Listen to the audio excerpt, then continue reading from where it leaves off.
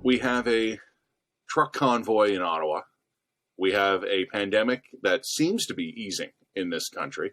We have other jurisdictions all over the world adopting new pandemic policies. We have the economy to worry about, and we have a possible ground war in Europe to worry about. But this week, we're going to spend a lot of time talking about the Conservative Party, Erin O'Toole, his leadership. A series of MPs, dozens of them apparently, have signed a letter that under the Reform Act of the Conservative Party, or the Parliament of Canada, I guess, technically, can compel a vote on Erin O'Toole's leadership. They needed a few dozen votes to compel the vote. I think they have it.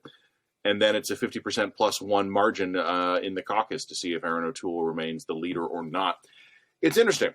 He is not just the leader of the Conservative Party. As of this exact moment, he is that, but he's also something else. He is the leader of one of the large factions within the Conservative Party of Canada. And I'm going to oversimplify, and you can nitpick this to death if you want, but we're going to oversimplify this and say more of a moderate faction, largely based in Eastern Canada, and more of a harder conservative faction, largely based in Western Canada. And yes, I know it is not a neat way of summarizing it, but just for the sake of simplicity, we'll go with that. The last leader, Andrew Scheer, had been from more that harder Western base, didn't quite get it done.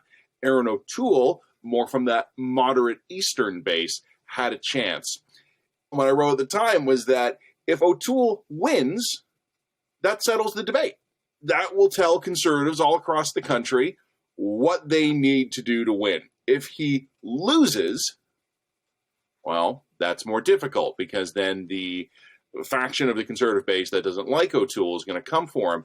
What he ended up doing was almost as precisely as possible splitting it down the middle.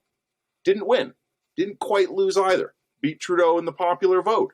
Again, generally recreated the balance of the last parliament. It was almost a perfect replication of a scenario that made it almost impossible for either Erin O'Toole's supporters or his critics to draw a firm lesson from the election. Well, now the election was 4 or 5 months ago now.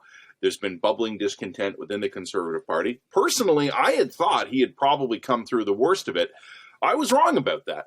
Now we get to see in his final days what this means. Does the Conservative Party itself splinter? Is there anyone who is either within the caucus or waiting in the wings outside of the party who can come in and check both boxes that a Conservative Party leader needs to be able to check here? Popular with the base of his own party, capable of broadening the coalition and winning an election. I think you can have either of those two things. The hard part for now two Conservative leaders in a row is being both of those things at once.